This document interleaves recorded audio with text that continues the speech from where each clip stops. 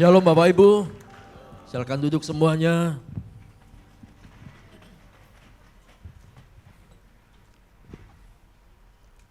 Berikan tepuk tangan untuk tim yang sudah memimpin kita, memuji dan memuliakan Tuhan pada siang hari ini. Bapak Ibu, saudara sekalian, selamat hari Natal, selamat tahun baru, selamat Imlek juga sebentar lagi. Ya, berbahagia saya bisa berkhotbah di tempat ini. Kami sudah hadir sejak hari Kamis, kemudian bersama beberapa teman kami ada di Manggala. Dan pagi ini saya ada di sini. Kemarin saya ada di Punggur, sudah makan durian. Siapa yang belum makan durian di sini? Sudah semua ya? Bapak Ibu, hari ini saya mau berkhotbah tentang satu karakter Kristus. Karena tema tahunan ini adalah generasi pewaris kerajaan Allah. Generasi pewaris artinya saudara dan saya adalah orang-orang yang Tuhan pilih, ada orang-orang yang Tuhan tentukan untuk meneruskan pekerjaan Tuhan. Saudara dan saya adalah orang-orang yang Tuhan tentukan untuk melanjutkan pekerjaan besar yang pernah Yesus Kristus kerjakan. Dan saudara adalah pewarisnya. Kasih tahu sebelah-sebelahmu, engkau adalah pewarisnya.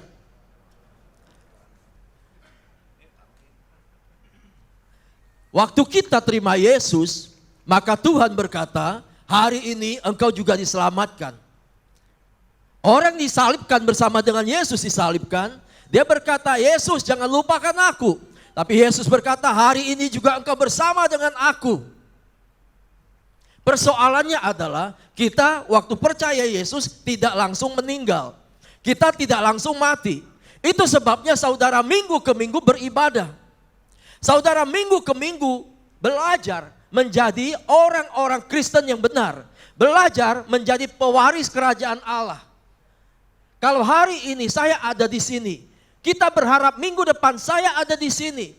Bulan depan saya ada di sini. Artinya satu langkah demi langkah saya semakin serupa dengan Kristus. Maka saya akan persis Kristus, serupa Kristus waktu saya meninggal. Sempurnalah, atau Yesus panggil saya, Yesus angkat saya waktu dia datang kedua kali. Sempurnalah, saya serupa dengan Kristus. Tapi ketika engkau dan saya masih hidup hari ini, maka kita harus belajar satu persatu karakter pewaris kerajaan Allah. Hari ini saya akan mengajarkan saudara satu kata mengabdi. Satu kata mengabdi. Pewaris kerajaan Allah harus tahu. Pewaris kerajaan Allah harus melakukan bagaimana pengabdian. Saudara bisa lihat gambar yang saya taruh di situ. Seperti tentara, saudara.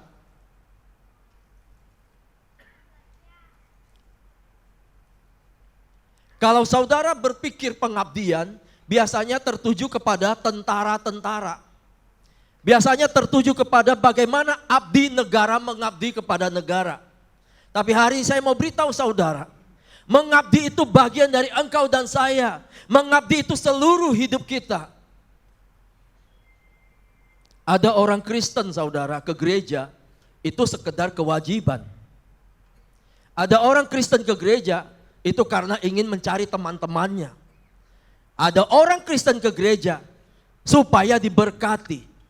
Tapi hari ini saudara datang ke gereja, saya percaya karena saudara mau menjadi pewaris kerajaan Allah. Amin. Tepuk tangan buat Tuhan kita. Kolose 3 ayat 23 sampai 24, mari baca bersama. 1, 2, 3.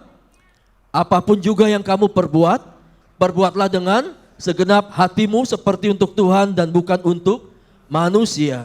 Kamu tahu bahwa dari Tuhanlah kamu akan menerima bagian yang ditentukan bagimu sebagai upah. Kristus adalah Tuhan dan kamu hambanya. Nah saudara, ayat ini kalau saudara buka Kolose 3 mulai dari ayat 18, 19 sampai 24, 25, Dia sedang berbicara, pertama adalah, hai istri-istri tunduklah pada suamimu. Berikutnya, hai suami-suami kasihlah istrimu. Kemudian, hai bapak-bapak jangan sakiti anak-anakmu. Hai anak-anak hormatilah orang tuamu. Lalu ayat berikutnya berkata, hai budak-budak taatilah tuanmu seperti kepada Tuhan. Lalu ayat 23 berkata, apapun juga yang kamu perbuat, budak-budak, apapun juga yang kamu buat, lakukan seperti untuk Tuhan. Karena kamu tahu dari Tuhanlah kamu menerima bagian dari upahmu, upah. Bapak Ibu, perikop ini hendak menceritakan, seharusnya yang terjadi di dalam rumah tangga Kristen adalah, seharusnya yang sudah terjadi sehari-hari dalam rumah tangga Kristen adalah, hai istri tunduklah kepada suamimu. Hai suami kasihilah istrimu, jangan berlaku kasar. Ini paralel dengan ayat di kitab Efesus.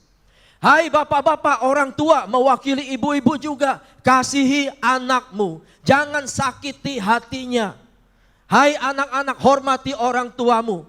Kemudian muncul satu kata, hai budak-budak. Budak-budak ini sedang berkata, pada masa itu saudara, orang budak itu adalah dianggap satu keluarga, satu rumah tangga. Makanya Paulus sedang berkata, lihat tuh suami-suami, lihat tuh istri-istri, lihat tuh orang tua, lihat tuh anak-anak. Seperti itulah budak-budak, engkau sudah dibeli, engkau sudah datang ke rumah tangga seseorang, engkau berlaku juga seperti demikian sebagai satu rumah tangga. Makanya kepada budak-budak, engkau bukan orang asing, engkau bukan budak belian, engkau masuk dalam rumah tangga Kristen ini, maka lakukan juga segala sesuatu seperti untuk Tuhan. Ayat ini sedang bicara demikian, maka pedomannya untuk seorang budak adalah seperti seorang istri yang tunduk, seperti suami yang mengasihi, sebagai orang tua yang mengasihi, anak-anak yang juga taat dan hormat pada orang tua.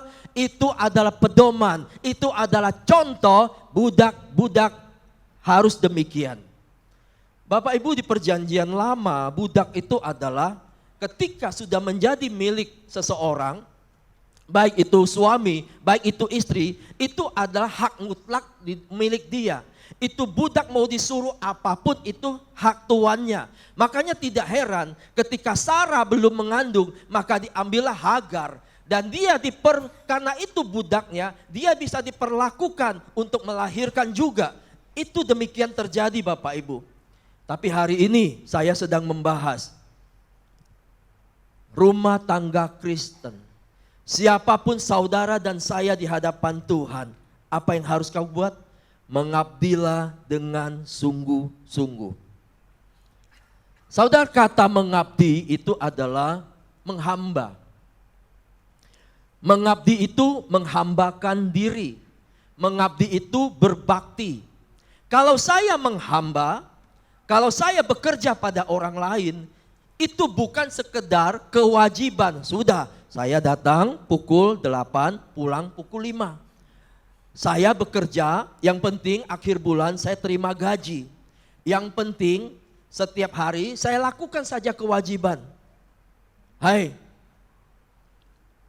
itu bukan sekedar kewajiban.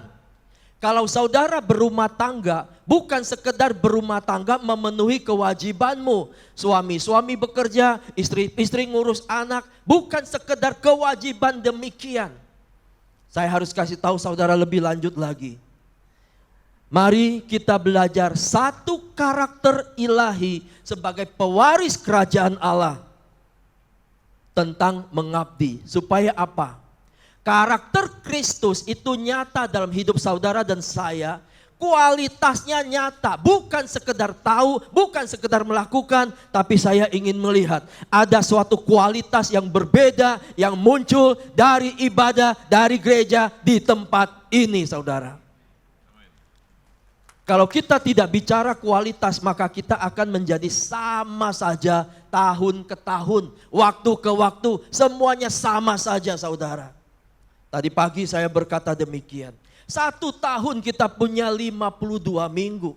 Dan dalam 52 minggu itu saudara, kalau kita ibadah tidak pernah absen, berarti kita akan datang ke gereja 52 kali ke gereja. Ditambah mungkin ada ulang tahun, Natal, katakanlah 55 kali. Artinya saudara, kalau 55 kali saudara ibadah, satu kali ibadah 2 jam, berarti kita beribadah lebih kurang berapa? 110 jam. 1 tahun kita hanya ibadah 110 jam. Kalau saudara bagi 1 hari 24 jam, artinya lebih kurang saudara sepanjang tahun hanya beribadah 5 hari saja. Mari kita hitung baik-baik. Kalau kita ibadah 52 kali sepanjang tahun, saya sudah hitung, kita hanya ibadah kepada Tuhan kali 2 jam seminggu, itu hanya 4,3 hari. Dan kita menikmati 361 hari gratis tanpa ibadah kepada Tuhan. Itu mengerikan sekali. Itu sebabnya saya harus berkata, saudara sudah terlalu sering beribadah. Yakinkan dirimu hari ini bahwa kualitas saya harus lebih bertambah. Kualitas saudara di dalam karakter Kristus harus lebih bertambah. Karakter Kristus yang ada di dalam engkau bukan biasa-biasa lagi, tapi kualitasnya harus ditunjukkan hari ini. Setuju Bapak Ibu? Kita belajar yang namanya mengabdi. Nah, ada 2 hal yang ingin saya sampaikan. Yang pertama adalah mengabdilah kepada Tuhan. Saudara, mengabdi kepada Tuhan. Kenapa kepada Tuhan kita perlu mengabdi saudara? Karena saya sudah bilang, ada banyak orang ke gereja karena kewajiban saja.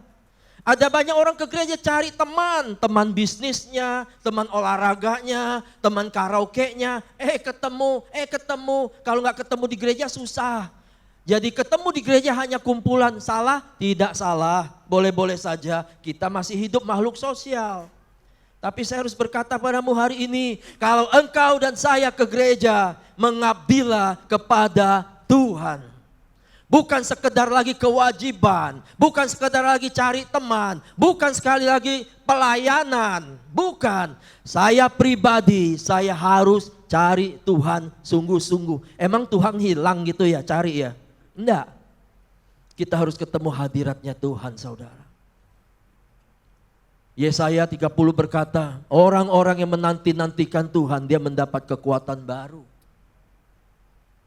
Dia mendapat kekuatan baru. Ketemu hadiratnya Tuhan. Saudara, bagaimana engkau dan saya mengabdi kepada Tuhan? Saya bicara yang sederhana. 1, ibadah. Pak, Bu. Saya berkata kepada jemaat di sana, bagaimana engkau mengabdi kepada Tuhan dalam hal beribadah? Datang saja terlambat. Datang terlambat. Saya harus kasih tahu saudara, waktu pujian penyembahan, itu kita sedang mempersembahkan pujian kita, penyembahan kita, hidup kita kepada Tuhan. Ibadah, pujian penyembahan adalah ibadah. Karena banyak orang berkata, masih nyanyi, belum khotbah, telat, gak apa-apa. Kasih tahu sebelah-sebelahmu, itu bukan kamulah. Masih nyanyi, gak apa-apa, belum khotbah. Tahu saudara, memuji itu kita memuji kebaikan Tuhan. Menyembah itu artinya saya menyembah Tuhan satu-satunya. Allah saya. Saya mau datang tidak datang, Tuhan saya tetap Allah. Saudara mau sungguh-sungguh tidak sungguh-sungguh, Tuhan Yesus tetap Allah. Itu sebabnya kita harus memilih menyembah Dia. Ketika khotbah berlangsung, itu waktunya Tuhan bicara kepada kita melalui firman Tuhan yang disampaikan oleh hamba-Nya. Jadi pilihlah beribadah, khususkan waktu kita, waktu ke waktu, bukan engkau saja. Yosua berkata, aku memilih hari ini beribadah aku dan keturunanku hanya kepada Allah saya. Pak, Bu, Kalau hari ini suamimu ibadah di mana, istri ibadah di mana, anak ibadah di mana, ayo pulang katakan, ayo kita datang ibadah sama-sama. Saya dan keturunan saya akan beribadah sama-sama. Pak, engkau kepala rumah tangga, jangan biarkan keluargamu cerai-berai ke gereja sana sini semuanya ada. Sepontianak saya tahu gerejanya banyak, bukan berarti kita harus hadir semua itu. Engkau harus tahu. Ayo dek gantiin saya.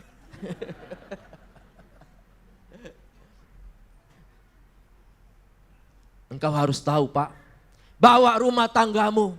Bawa mereka beribadah sama-sama. Kalau engkau bertumbuh di tempat ini, beribadah sama-sama di tempat ini.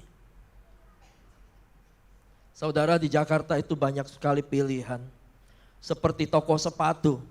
Satu toko, satu mall itu kalau sudah jual sepatu deretan. Kalau sudah jual handphone deretan. Kalau sudah jual baju sederet semuanya baju. Kenapa di toko dibuat seperti itu? Supaya customer bisa milih satu-satu. Enggak suka baju ini, ada baju di toko lain. Enggak suka baju ini, ada baju lain di toko ini. Supaya customernya enggak hilang kemana-mana. Ada sederetan di situ. Di Jakarta gereja juga sama. Mau menawarkan apa saja ada saudara. Tapi saya harus berkata, anak saya, istri saya, ayo kita sama-sama ke rumah Tuhan ini, menyembah Tuhan di sini, kita melayani di sini, bertumbuh di sini, anak saya akan menikah diberkati di sini, bahkan saya mati akan dikuburkan di gereja itu juga. Bawa keluargamu untuk beribadah kepada Tuhan sama-sama. Makanya gereja tidak pernah berpikir begini. Dia sekolah minggu di sini, ibadah anak di sini, bertumbuh di sini. Maka ketika menikah, gereja akan memberkati dia. Jarang sekali saya pun memberkati pernikahan anak muda dari gereja lain. Karena saya tidak tahu bagaimana pertumbuhan imannya. Saya tidak kenal bagaimana muda-mudi ini bertumbuh. Tiba-tiba datang untuk menikah. Tidak, pulang ke gerejamu untuk menikah. Ada orang meninggal. Suatu hari di masa Covid ada sahabat saya meninggal. Waktu SMA, saya di SMA 1 sini saudara waktu itu. Setelah 30 tahun kami gak pernah ketemu. 2 tahun terakhir saya ketemu, mereka cari saya. Dia bilang kamu domba yang terhilang. Jadi mereka cari sampai ke Punggur, ke orang tua saya. Akhirnya dapat nomor handphone saya, lalu ketemulah di grup. Dan saudara tahu pada masa itu saya kenal dia sebagai orang yang sudah sangat kaya raya. Dia orang Sungai Duri. Ya. Sangat kaya raya di Jakarta saudara. Tapi suatu saat kena Covid. Kena Covid 40 hari di ICU. Akhirnya meninggal juga. Subuh-subuh istrinya telepon saya, Pak tolong saya urus suami saya. Saya bilang kamu gereja di mana? Di gereja ini. Oke Bu. Ibu hubungi gereja ibu untuk dilayani. Bukan saya tidak mau, tapi kita punya kode etik. Ibu kembali ke gereja ibu untuk dilayani. Tidak Pak, saya minta Bapak untuk melayani. Ya. Akhirnya saya bilang baik, kalau harus saya tidak apa-apa, tolong kasih tahu di sana bahwa saya yang melayani. Pak, Bu, saya tidak lanjutkan cerita ini, tetapi saya mau berkata, kita akan sangat concern dengan jemaat yang kita gembalakan. Kita akan sangat concern dengan jemaat yang Tuhan izinkan, Tuhan percayakan untuk digembalakan. Saudara tahu ada satu kisah di dalam Alkitab. Waktu Yesus belum naik ke sorga, maka Yesus berkata kepada Simon Petrus, apakah engkau mengasihi aku? Sampai 3 kali dan Tuhan berkata, gembalakanlah domba-dombaku. Kau satu gereja, ya. Ketika ada hamba Tuhan yang menggembalakan, ketika ada hamba Tuhan yang menggembalakan gereja itu, satu yang harus diketahui, kalau dia tidak mengasihi Tuhan, tidak mungkin umat Tuhan dipercayakan di dalam penggembalaan itu. Kalau orang ini tidak mengasihi Tuhan, syaratnya tidak mungkin Tuhan bilang gembalakan domba-dombaku. Dan kalau sudah digembalakan domba-domba, itu 100% milik Tuhan. Maka hamba Tuhan harus sungguh-sungguh menggembalakan. Karena umat Tuhan bukan milik dia, umat Tuhan milik Tuhan. Dan harus digembalakan dengan sungguh-sungguh. Itu sebabnya Pak Bu, kalau Bapak Ibu sebagai umat Tuhan, bersungguh-sungguhlah mengabdi kepada Tuhan di dalam ibadah-ibadah yang saudara datangi setiap waktu. Beri dirimu, beri hatimu untuk menyembah Tuhan dengan sungguh. Beri hatimu untuk memuji Tuhan dengan sungguh. Beri waktumu yang berkualitas untuk belajar firman Tuhan. Beri waktumu yang baik-baik, dari semalam sudah persiapkan supaya saya beribadah dengan baik kepada Tuhan saya. Bahkan saya sudah bimbing anak-anak saya, Dek, ayo besok bangun pagi, malam ini tidur cepat hari Sabtu. Jangan malam-malam, kita besok beribadah pagi-pagi yuk, sama-sama kita ke gereja. Ayo Dek, jangan banyak main game, jam 9, jam 10 tidur, supaya besok kita bangun pagi beribadah. Jangan punya konsep bahwa, oh enggak apa-apa, malam minggu boleh tidur jam 1 Dek, besok bangun siang. Saya mau bilang, engkau enggak akan ke gereja dong kalau begitu ya. Enggak.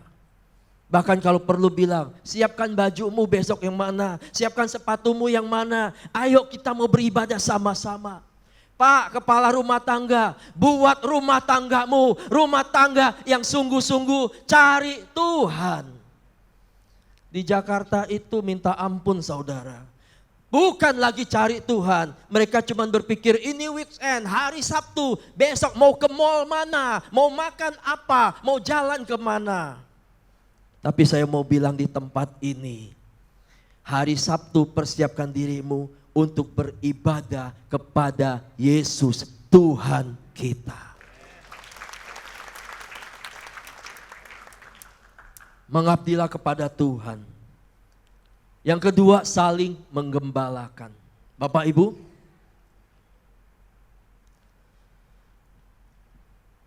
saling menggembalakan itu artinya saya, saudara, kita saling memperhatikan, saling menuntun, saling care, memelihara, kita saling support, saling semangatin, saling satu sama lain saling bekerja sama untuk bertumbuh di dalam Tuhan. Kalau saudara pernah punya kelompok sel atau sudah lama tidak kelompok sel, saya harus bilang balik ke kelompok sel lagi supaya engkau saling menggembalakan. Adalah mustahil seorang hamba Tuhan punya jemaat ribuan lalu hamba Tuhan bisa menggembalakan semua dengan baik. Gak mungkin saudara. Di dalam kelompok sel yang mungkin hanya 10-20 orang, ketua sel saja bingung gembalain domba-dombanya, jemaatnya. Kenapa? Satu dan satu beda-beda, masalah beda-beda, pusing ngurusin yang 10 orang saja. Apalagi satu gereja besar, tidak mungkin seorang gembala bisa menggembalakan dengan baik. Saudara, saya kasih tahu saudara, bedanya penggembalaan dan ibadah. Kalau gereja hanya bikin ibadah, maka dia akan bikin sehebat mungkin, semenarik mungkin. Setelah ibadah selesai, pulang semuanya. Masuk lagi yang kedua, ibadah kedua, masuk lagi. Setelah selesai, keluar dari pintu sana, pintu sini, masuk lagi. Satu hari bisa 7 kali ibadah gereja itu. Tetapi apakah hamba Tuhan tahu semua jemaatnya? Tidak.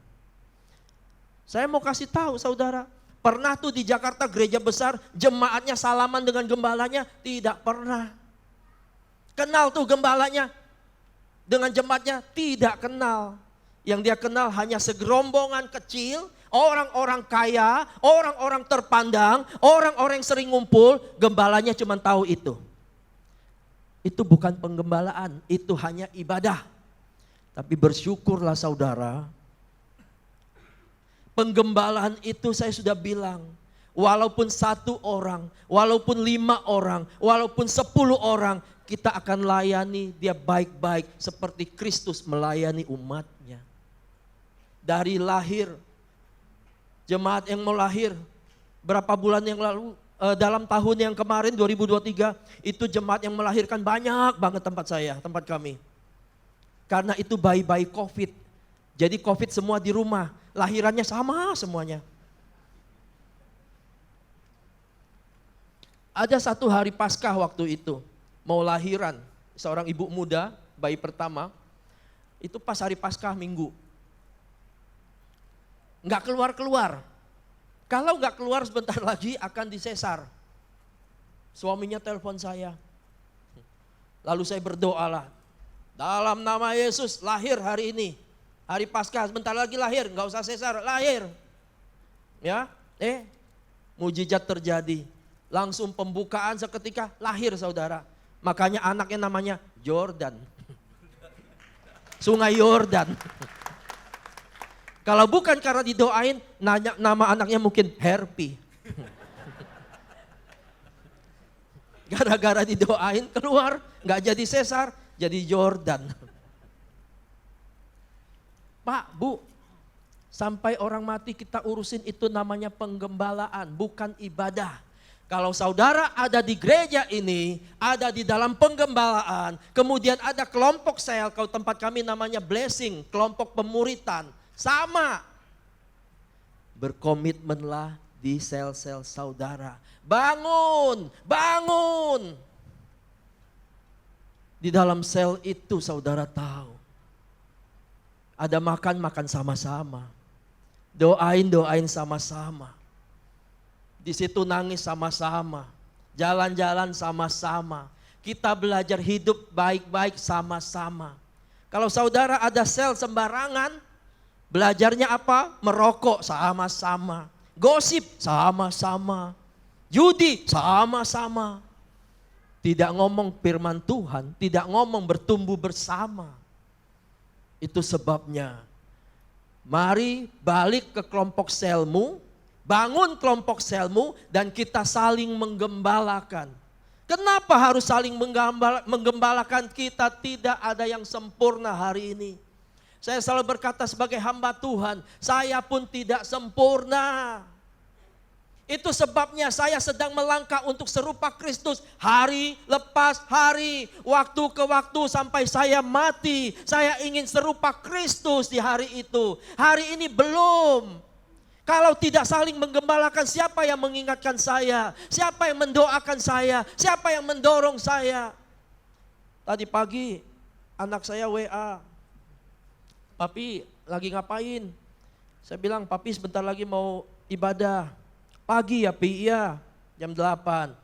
Apa yang anak saya bilang? "Semangat ya Pi." Pernah anakmu bilang, "Pi semangat, Pa semangat"? Pernah? Enggak pernah. Yang ada anakmu bilang, "Pi mau beli ini," gitu.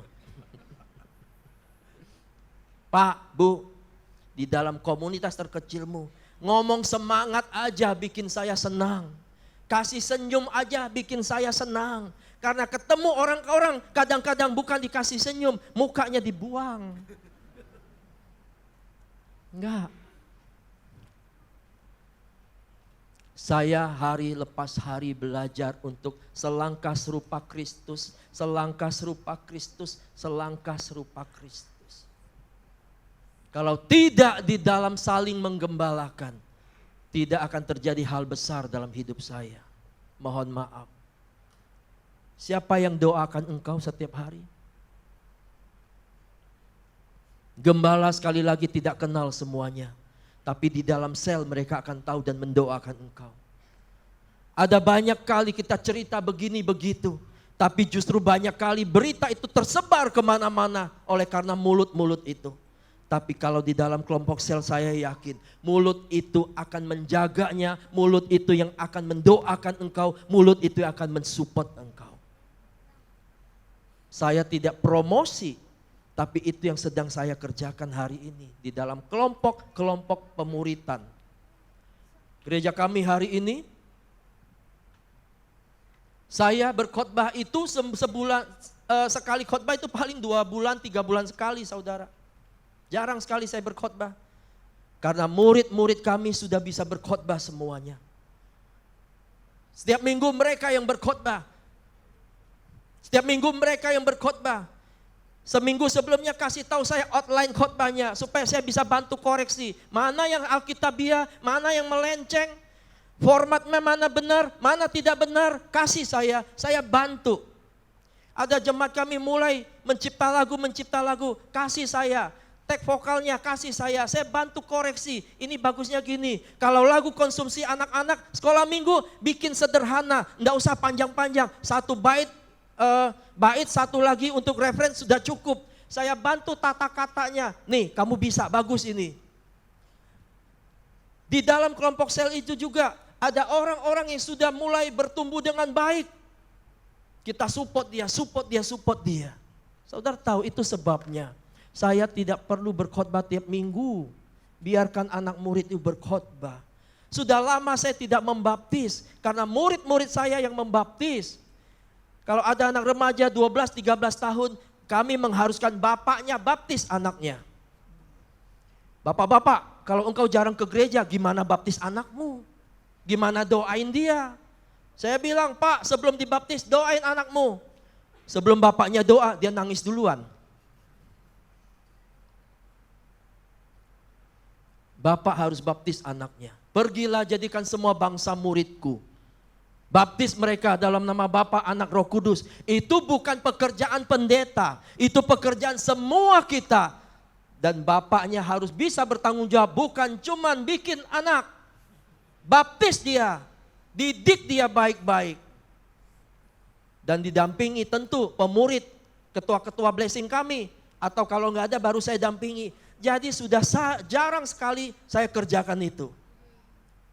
Bapak, Ibu. Ayo saling menggembalakan. Kelompok sel itu bukan hal yang sederhana, cuman kumpul, makan, doa, pulang, selesai. Bukan.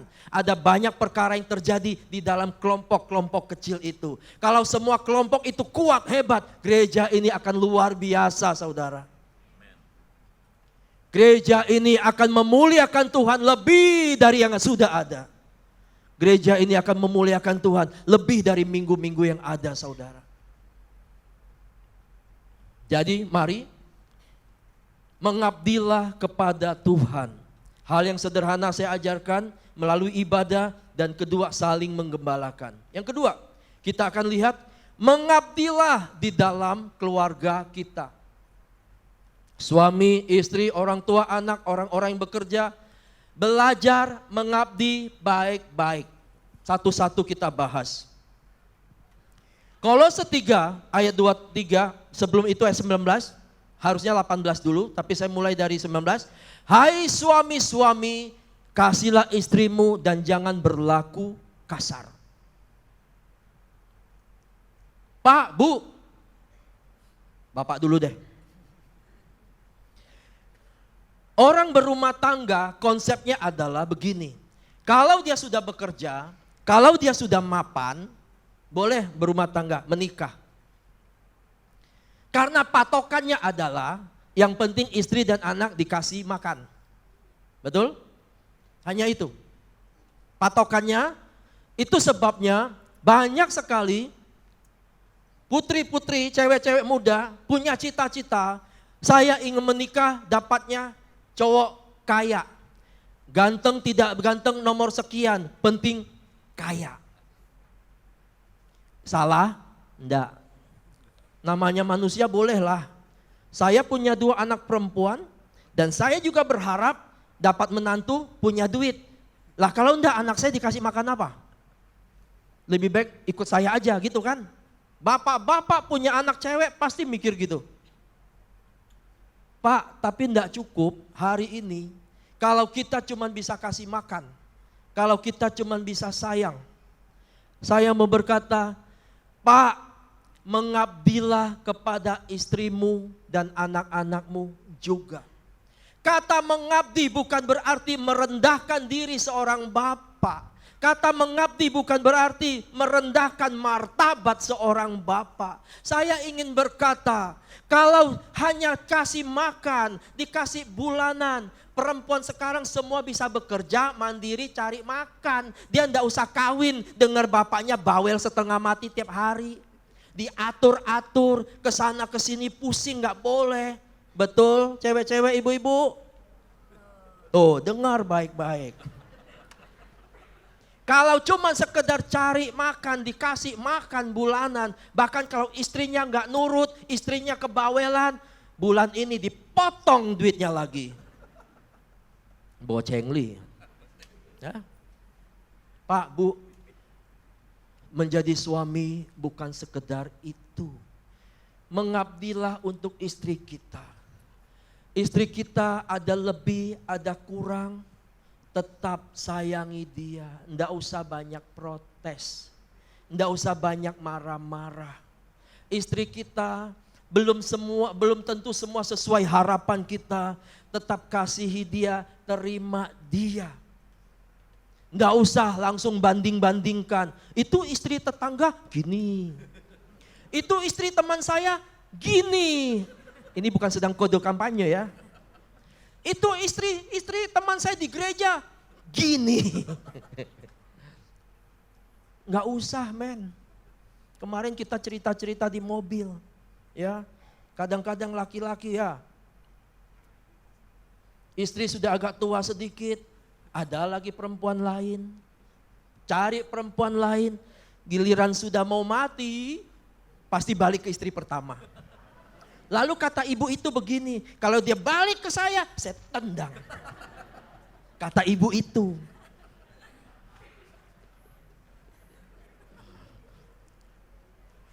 Tidak saya terima, dia bilang. Waktu kaya, waktu jaya, nyantol sana sini, kuntilanak banyak.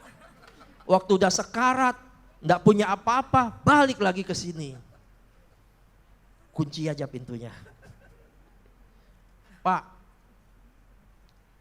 kalau engkau mengabdi kepada mereka, saya mau bilang, istri dan anakmu akan mengasihi engkau sungguh-sungguh, akan dengar perkataanmu, akan berdoa untuk engkau, akan memperhatikan engkau sungguh-sungguh juga saudara. Sungguh-sungguh enggak pakai hitung-hitung. Hari gini mohon maaf ya istri-istri, mohon maaf. Saya menemukan banyak sekali. Istri-istri hanya butuh duit.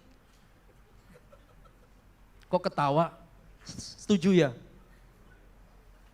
Hanya butuh duit.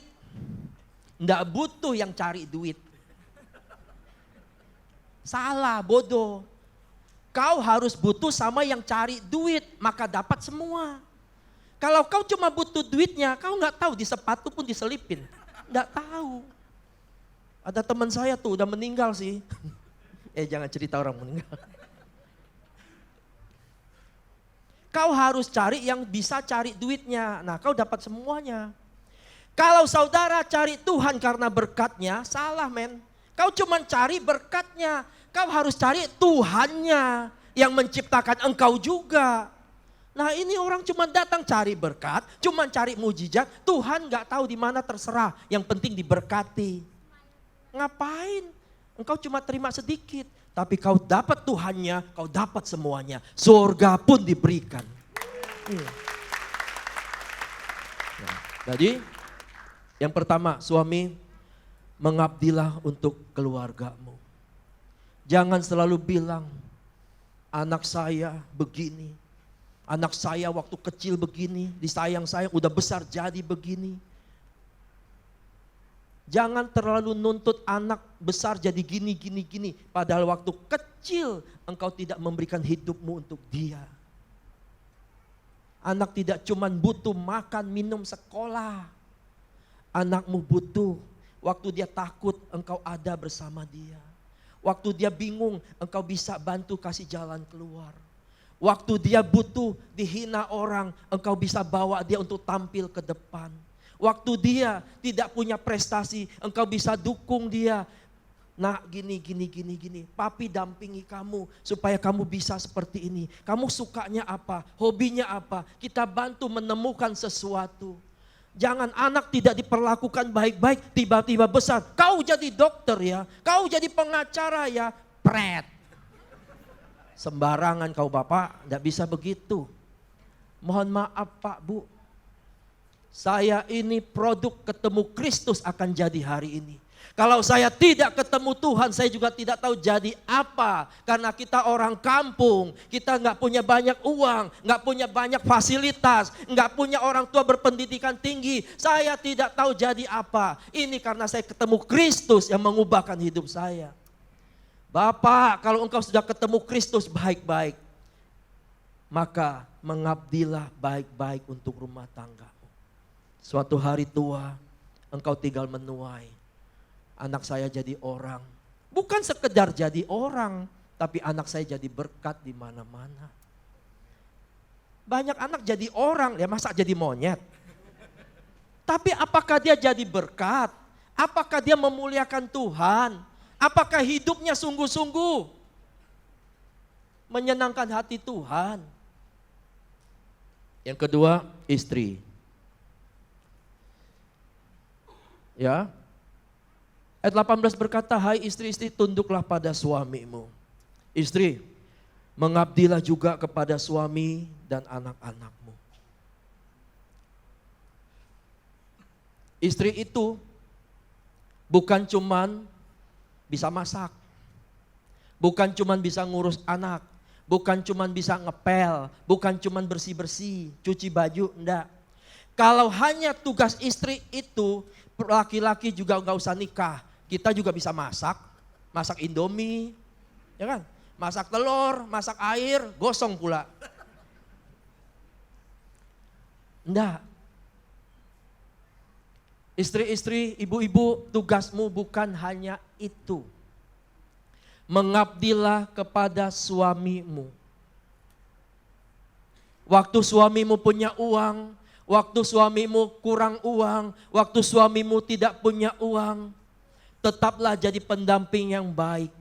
Jangan waktu suami ada uang disambut, "Pa, mau minum apa? Mau makan apa?" Waktu suami setengah uangnya, waktu pulang bodoh amat main handphone. Istri main handphone aja siang malam, terserah.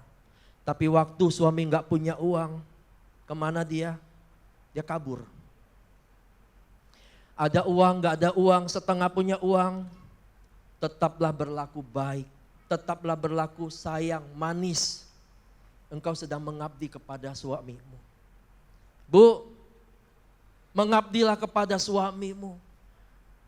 Waktu muda cari uang, tentu berat, banting-banting tulang ya. Tulang siapa yang pernah dibanting di sini? Saya sih belum.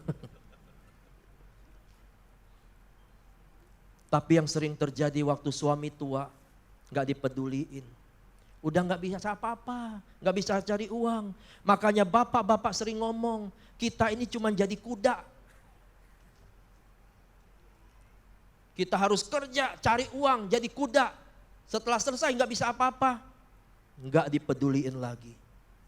Tidak boleh terjadi demikian orang istri-istri Kristen. Mengabdilah pada suamimu waktu dia lemah, waktu dia kuat. Mengabdilah pada suamimu waktu dia kaya, miskin, gak punya apa-apa. Jangan cuman waktu janji nikah, saya mengambil engkau sebagai suami saya. Dalam senang, susah, sakit, sehat, semua diterima. Kenyataannya enggak begitu. Yang saya dengar dari ibu-ibu, oma-oma, dia bilang suami saya makin tua, makin bawel, makin galak, marah-marah tiap hari. Betul Pak? Betul Pak. Betul ibu-ibu?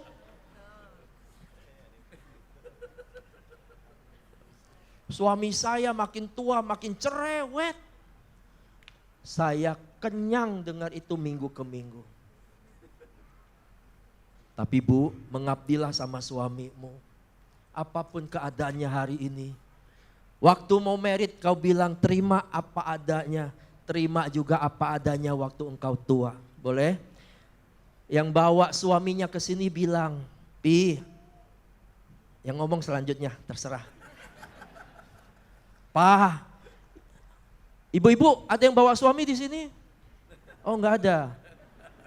Saya enggak usah khotbah lah dari tadi ya. Yang saya maksud adalah, waktu saya pernah bekerja di BCA, ada satu istilah BCA itu keren banget, service excellent. Harusnya saya nggak nyebut produk ya. Itu sebabnya kalau saudara ke perbankan, berbagai perbankan, walaupun BUMN, walaupun hebat-hebat asetnya, tidak ada pelayanan yang seprima si biru itu. Karena kita dilatih excellent. Tidak hanya orang buka rekening, ya. Orang buka rekening, Pak Bu. Sebagai auditor, maka saya harus mengukur dia. Customer service itu buka rekening berapa lama? Kalau targetnya 5 menit, maka 5 menit harus selesai, plus segala keramahan, ketelitian, product knowledge yang baik, semua harus dilakukan hanya dalam 5 menit. Bukan diajak ngomong berjam-jam, customer lain ngantri nggak dapat bagian. Itu sebabnya setahu saya itu prima sekali pelayanan di situ. Karena kami diajar service excellent. Saya sebagai auditor waktu itu. Jadi saya akan tahu bagaimana setiap unit bekerja, bagaimana pengukuran kinerja, saya tahu itu dan harus dilakukan. Dan itu mengubah pola hidup saya juga hari ini. Bagaimana kita smart untuk banyak hal. Termasuk di dalam rumah tangga itu juga betul-betul harus smart. Nah, kembali lagi ya, istri, kalau engkau smart di dalam rumah tanggamu, engkau betul-betul istri yang tidak ada bandingannya. Amsal berkata, istri itu bangun pagi-pagi, waktu anaknya, suaminya bangun sudah ready makan.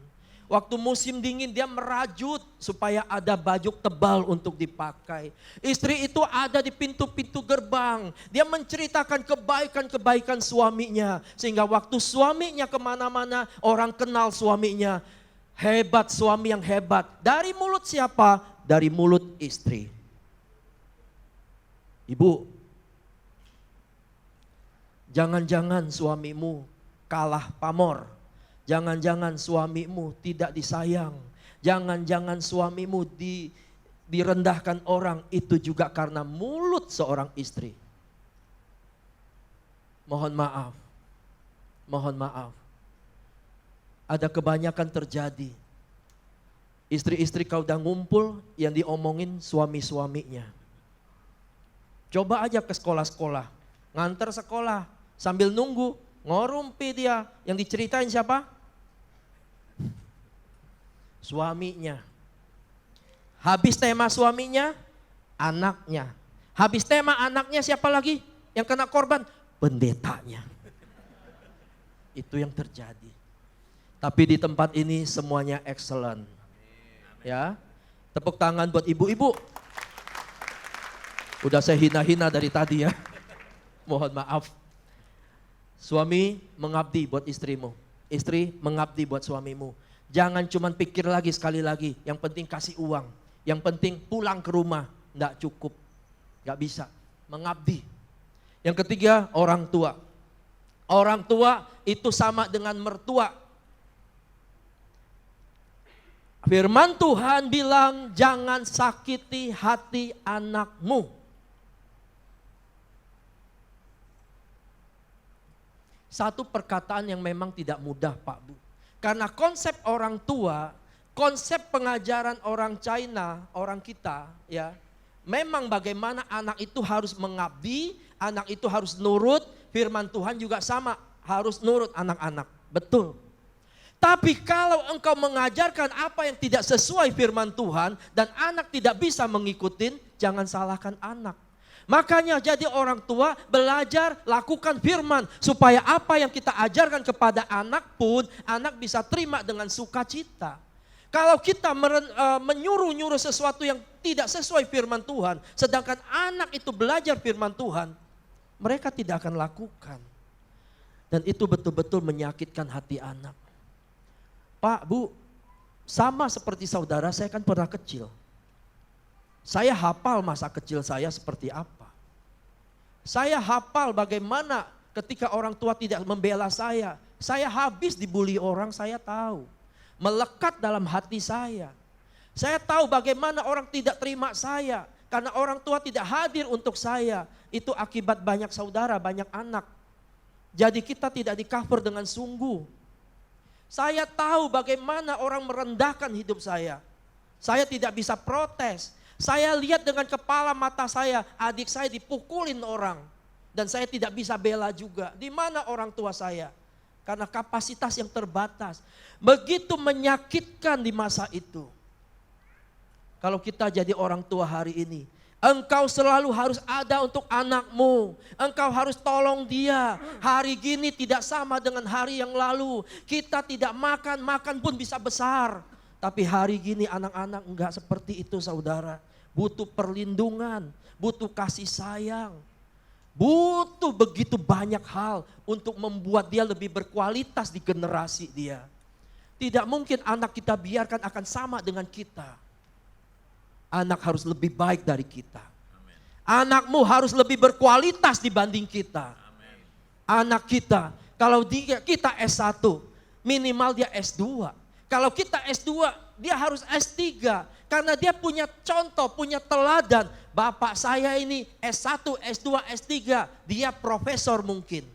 Mungkin, tidak harus seperti itu. Tapi gambaran kehadiran orang tua itu super penting untuk anak-anak. Kalau engkau orang tua tidak mau mengabdi kepada anak, tunggu tanggal mainnya. Satu quote yang bagus begini. Ketika anak-anak kecil, biarlah kita banyak menangis untuk dia. Kenapa kita banyak menangis? Karena kita doain dia siang dan malam.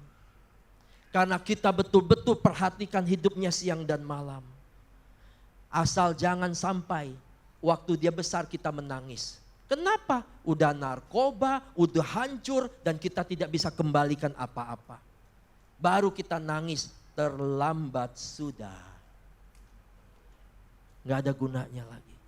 Mau nangis sekarang supaya anakmu jadi. Jangan nangis waktu dia sudah hancur, gak ada gunanya kita nangis. Orang tua, saya tidak mengajarkan kita untuk manja-manjain anak, enggak. Saya sayang sekali dengan anak saya. Sayang banget saudara.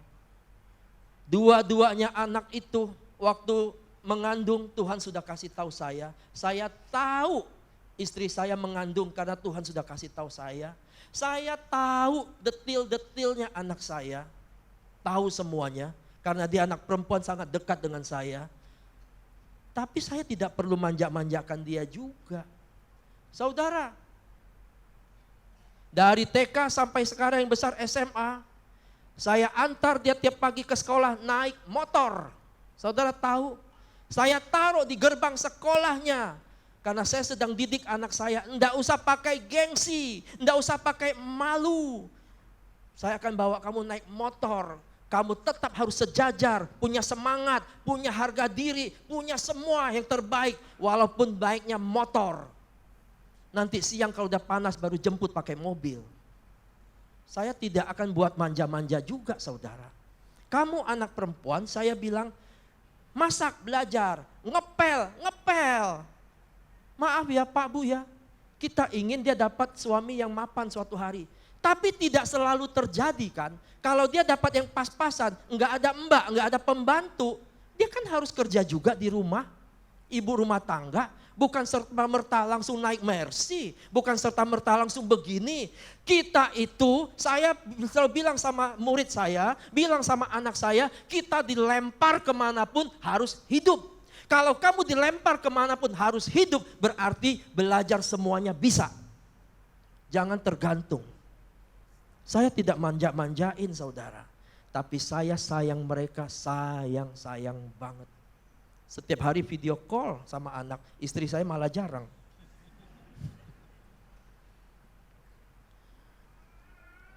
Pak, Bu, jangan sakitin hati anak kita. Kita mengalami banyak yang susah di masa lalu. Kalau saudara seumuran saya tahu itu. Waktunya hampir habis ya. Dikit lagi Pak, Bu. Sekarang giliran anak. Anak-anak, kalau engkau mau diberkati Tuhan, mengabdilah kepada orang tuamu. Dalam pengertian, Mengabdilah karena engkau seorang anak yang mau taat, yang mau mengasihi orang tuamu, yang mau sayang orang tuamu, yang mau support, yang mau dukung, yang mau perhatikan sungguh-sungguh orang tuamu. Saya kan di SMA Negeri 1 di sana. Mungkin ada di sini teman-teman yang SMA 1. Gak ada. Sekelas saya itu anak pejabat semua, saudara. Ada satu ketika, kelas 1 SMA, satu kelas dibikinin SIM semuanya. SIM A, SIM C, udah punya semuanya. Saudara tahu enggak? Saya pernah malu karena orang tua saya cuma pedagang. Orang tua lain pejabat. Saya pernah malu seperti itu. Saya kasih tahu saudara anak-anak.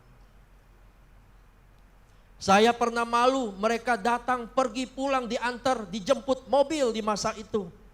Saya naik sepeda. Waktu pertemuan-pertemuan, orang tuanya keren-keren. Orang tua kita kan berdagang, sederhana. Pak, Bu, anak-anak, saya kasih tahu betapa kurang ajarnya saya di masa itu. Di masa saya tidak mengerti, di masa saya tidak tahu. Saya cuma tahu lihat yang bagus-bagus di sekitar saya. Hari ini saya orang tua, saya kasih tahu engkau anak-anak, apapun yang terjadi, orang tuamu mungkin bukan seperti yang kau harapkan. Orang tuamu mungkin tidak bisa memberikan semua yang kau inginkan. Saya mau bilang, firman Tuhan bilang, hormati orang tuamu. Sayangi orang tuamu. Jangan kurang ajar seperti masa lalu hidup saya. Kalau engkau belajar sayang orang tuamu, Dek. Kalau engkau belajar taat orang tuamu, nanti mertuamu pun engkau akan sayang. Mertuamu pun engkau akan hormat. Engkau menikah bukan cuma ngambil anaknya. Mak bapaknya yang gedein, besarin. Bukan kamu yang kasih makan sejak bayi. Kamu cuma tahu nikahin dia, ambil. Hormati, sayangin mertuamu baik-baik. Kau bisa menikah sama dia karena sejak lahir orang tuanya itu pelihara, kasih makan, didik sampai siap menikah. Lalu kau nikahi, kau lupain orang tuanya. Dek, belajar mengabdi pada orang tuamu. Engkau pasti bisa juga menghargai, mengabdi pada mertuamu. Kalau engkau sudah bekerja, walaupun orang tua kita kaya, ada duit, kasih dia duit, kasih dia makanan, bawa sesuatu, dia akan senang. Yang lebih dari itu saya mau bilang, orang tua kita juga tidak sempurna. Orang tua kita juga banyak kurangnya. Dan saya mau berkata, jangan dikit-dikit kita protes, dikit-dikit kita komplain, dikit-dikit jelekin orang tua kita, dikit-dikit kita berontak sama orang tua. Hari ini dengar firman Tuhan, mengabdilah sama mereka. Lebih kurang enggak apa-apa, karena orang Tuhan memberikan dia orang tua seperti itu untuk engkau dan saya, ada tujuannya. Hari ini saya realize, di masa SMA saya begitu congkak, sombong, tidak menghargai. Tapi hari ini saya realize, ternyata Tuhan panggil saya jadi orang, jadi hamba Tuhan. Dan perjalanan saya pelosok ke pelosok, kampung ke kampung. Kenapa saya bisa jalani itu? Kenapa saya bisa menghargai hamba-hamba Tuhan di kampung? Kenapa saya bisa hormat sama pendeta-pendeta di kampung? Karena ternyata Tuhan punya rencana sejak awal. Saya lahir di kampung. Kalau saya lahir di kota besar, mungkin saya nggak punya hati untuk seperti itu, saudara. Jadi ternyata hidupmu, hidupku benar, Tuhan sudah desain sampai akhir. Kalau Tuhan sudah desain sampai akhir, sudah lakukan saja sesuai firman Tuhan. Anak-anak, sekali lagi ya. Anak-anak, sekali lagi. Sayangi, hormati orang tuamu di dalam Tuhan. Artinya yang sesuai dengan firman Tuhan. Kalau engkau menikah, Kalau orang tuamu nggak setuju, jangan langsung marah. Tanya dulu, pertimbangkan dulu, doa baik-baik. Kalau orang tua tidak setuju, jangan-jangan memang sesuatu yang perlu dipertimbangkan. Banyak anak sekarang kan nggak setuju yang udah. Kalau zaman dulu ngomongnya kawin lari, bodoh, masa kawin sambil berlari? Tapi sekarang kawin diam-diamlah, apalah, nikah sirilah. Saya mau bilang, bodoh sekali kau. Nggak bisa seperti itu. Makanya doa yang banyak supaya dapat pasangan yang baik. Yang ketiga, yang terakhir, orang-orang yang bekerja. Orang-orang bekerja, saudara mempekerjakan orang atau orang bekerja pada saudara. Hukum Kristus adalah dia samakan dengan rumah tangga kita. Makanya istri tunduk, suami mengasihi, semua jadi pedoman untuk seorang budak. Dan kepada budak ini dikatakan, apapun juga yang kau buat, perbuat seperti untuk Tuhan. Jangan perlakukan semena-mena, tidak adil pada orang-orang yang bekerja pada kita. Dia juga punya Tuhan di surga, sama seperti kita punya Tuhan. Jangan semena-mena dan berlaku tidak adil. Tapi orang-orang yang bekerja, bekerjalah juga dengan pengabdian penuh. Jangan cuma di depan Tuhanmu, kata firman Tuhan, engkau berlaku manis, engkau sopan, engkau rajin, engkau baik. Tapi di belakang mereka engkau hina-hina, engkau rendahkan, engkau anggap tidak ada sesuai dengan keinginanmu. Tidak bisa demikian. Hamba-hamba Tuhan, kita punya Tuhan. Demikian juga dalam melayani Tuhan. Layani dengan seluruh hidupmu. Bukan karena di depan manusia, bukan karena jemaat. Layani dengan seluruh hidupmu karena Tuhan. Tuhan mungkin tidak terlihat oleh kita. Tuhan mungkin tidak terdengar oleh kita. Tapi mata Tuhan ada di segala arah. Tuhan tahu bukan hanya potongan kita. Tuhan tahu hati kita yang terdalam sekalipun. Belum diomongin juga Tuhan tahu isi otak kita. Belum dilakukan juga Tuhan tahu kedalaman kita. Hamba-hamba Tuhan saya pesan. Pelayan-pelayan Tuhan di tempat ini. Karena kita ini hamba. Lakukan segala sesuatu untuk Tuhan seperti untuk Tuhan. Kesimpulan saya, sekali lagi etnis saya kembalikan. Apapun juga yang kamu perbuat, perbuatlah dengan segenap hatimu seperti untuk Tuhan dan bukan untuk manusia. Kasih tahu sebelah-sebelahmu, ayo kita lakukan untuk Tuhan. Mengabdi pada Tuhan. Dunia ini sedang berubah. Dunia ini bergoncang sedemikian. Dunia ini Tuhan, saudara, menuju kehancurannya. Tapi anak Tuhan tidak boleh tergoncang. Karakter kita harus diperbaharui satu sampai kapan? Serupa Kristus. Amin. Kasih tahu sekali lagi ya. Kali ini benar-benar kasih tahu sebelah-sebelahmu, kasih tahu. Please kasih tahu, jangan diam aja, kasih tahu. Kamu harus serupa Kristus. Mari berdiri.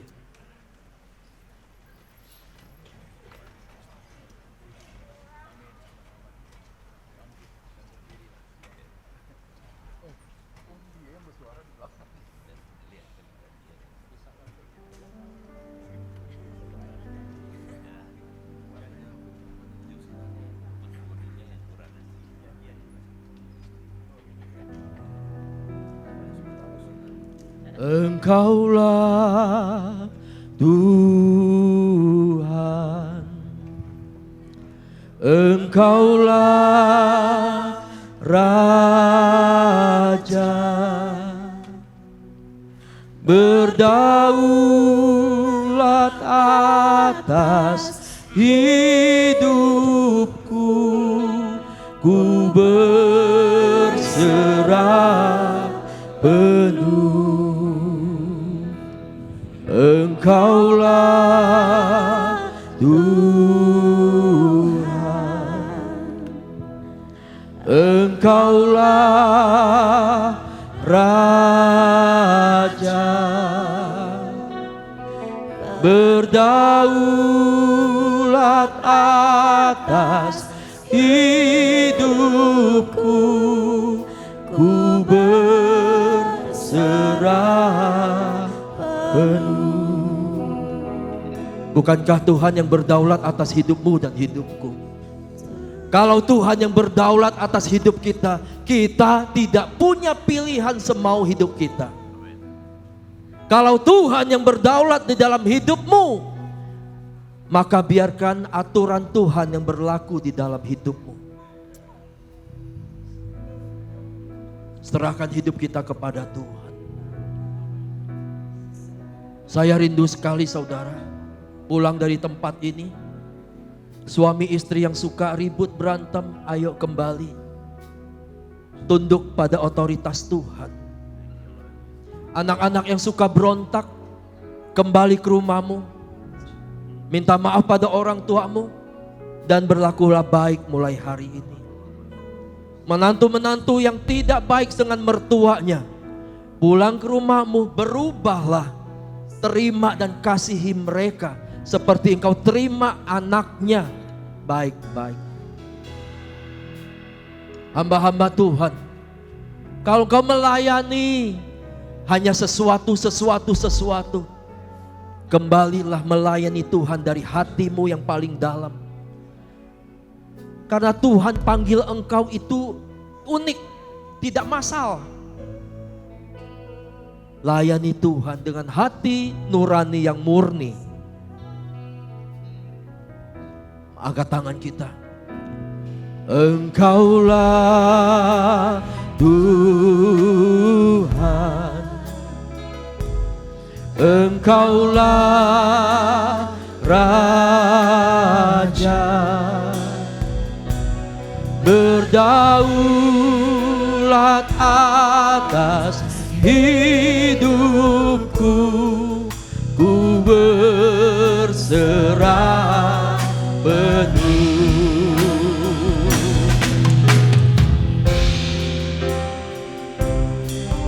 Engkaulah Tuhan, Engkaulah Raja, berdaulat atas hidupku, ku berserah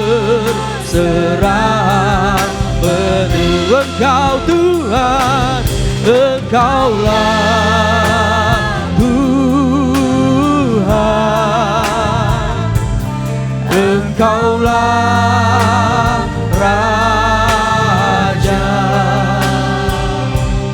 berdaulat atas hidupku, ku berserah penuh. Bapak Ibu Saudara, saya mengajarkan ini bukan berarti saya sudah jadi bapak yang super baik. Bukan berarti saya sudah jadi suami yang sempurna. Juga bukan berarti rumah tangga saya sudah luar biasa. Tapi saya sama seperti saudara. Kita belajar lagi supaya karakter kita semakin serupa Kristus. Saya tidak lebih superior daripada saudara. Tapi kita sama saudara. Kita perbaiki yuk bagian-bagian yang kurang. Kita sama-sama perbaiki yuk. Kalau kita sebagai suami kurang, kita perbaiki. Kalau kita sebagai orang tua kurang, kita perbaiki. Kalau saudara sebagai istri kurang-kurang, perbaiki. Kalau saudara sebagai anak, orang tua, ada yang kurang-kurang, yuk kita sama-sama perbaiki. Supaya kita sama-sama serupa Kristus. Hidup kita kepunyaan Tuhan kan? Kita dalam kedaulatan Dia. Serahkan hidup kita untuk dibentuk saudara. Serahkan hidup kita untuk dibentuk sama Dia. Gereja ini seperti bengkel. Kalau saudara punya mobil, knalpotnya rusak, atau persnelingnya, atau apa saja, masuklah gereja ini akan diperbaiki satu-satu. Akan dibenerin satu-satu. Dan satu masa, waktu Tuhan panggil engkau, waktu Tuhan angkat kita, betul-betul saat itu kita sudah baik semuanya. Yang mau berkomitmenlah kepada Tuhan. Yang bersedia, berkomitmenlah pada Tuhan. Mumpung masih ada kesempatan, saya rindu saudara berdoa. Secara pribadi doakan apa saja, untuk dirimu terutama. Jangan berdoa cuma untuk suami, untuk anak, orang tua, mertua, siapa saja. Berdoa untuk dirimu, karena diri kita perlu diperbaiki setiap hari. Berdoa untuk diri kita, saudara.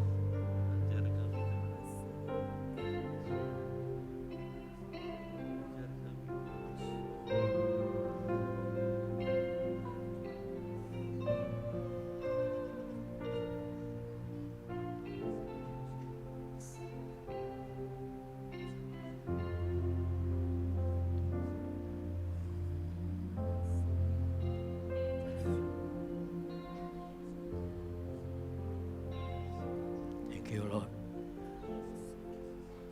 Saya minta Pendeta Soekardi berdoa untuk firman Tuhan.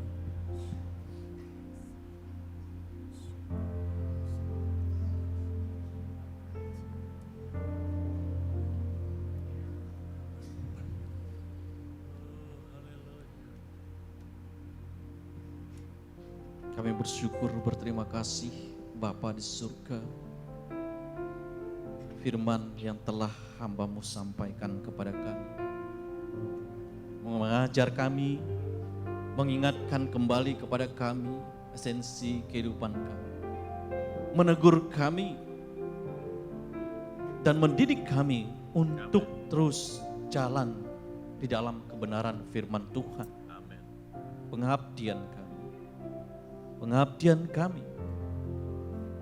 Pengabdian kami kepadamu Tuhan. Pengabdian kami kepada keluarga.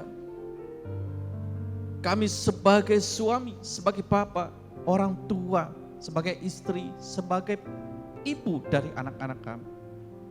Sebagai anak-anak, maupun sebagai orang-orang yang bekerja kepada tuan-tuan. Dan kami sebagai tuan yang juga mempekerjakan banyak orang. Kami diingatkan